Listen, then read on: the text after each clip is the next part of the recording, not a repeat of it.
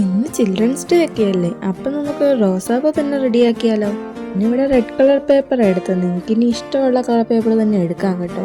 എന്നിട്ട് ഇതാ ഈ കാണിച്ചേക്കുന്ന പോലെയൊക്കെ ഒന്ന് മടക്കി എടുത്തിട്ട് ഒന്ന് വെട്ടിയെടുക്കുക. ഞാനിവിടെ കുറച്ച് വലിയ റോസാപ്പൂ ഉണ്ടാക്കാൻ നോക്കുന്നത്. നിങ്ങൾക്ക് ചെറിയ റോസാപ്പൂ മതിയെങ്കിൽ ചെറിയ ഇതളായിട്ട് മുറിച്ചാൽ മതിയേ.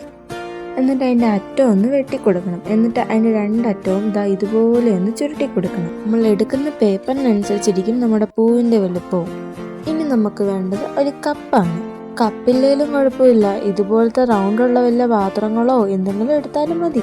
എന്നിട്ട് പശ തേച്ച് ഇതുപോലെ ഒന്ന് ഒട്ടിച്ചു കൊടുക്കണം. നമ്മുടെ പരിപാടി കഴിഞ്ഞു. നമ്മുടെ റോസാപ്പൂ സെറ്റായി ഇവിടെ. ഞാൻ കുറച്ച് നല്ല അത്യാവശ്യം വലുത് തന്നെയാണ് ഉണ്ടാക്കിയത് ഇവിടെ. എന്തായാലും നല്ല അടിപൊളിയായിട്ട് തന്നെ കിട്ടിയിട്ടുണ്ട്. പിന്നെ ആ ഇതളുകളൊക്കെ ഒന്ന് ഒട്ടിക്കുമ്പോഴത്തേനും പശ നന്നായിട്ട് തേക്കാൻ ശ്രദ്ധിക്കണേ, ഇല്ലെങ്കിൽ അതൊക്കെ പറഞ്ഞു വരാൻ സാധ്യതയുണ്ട്.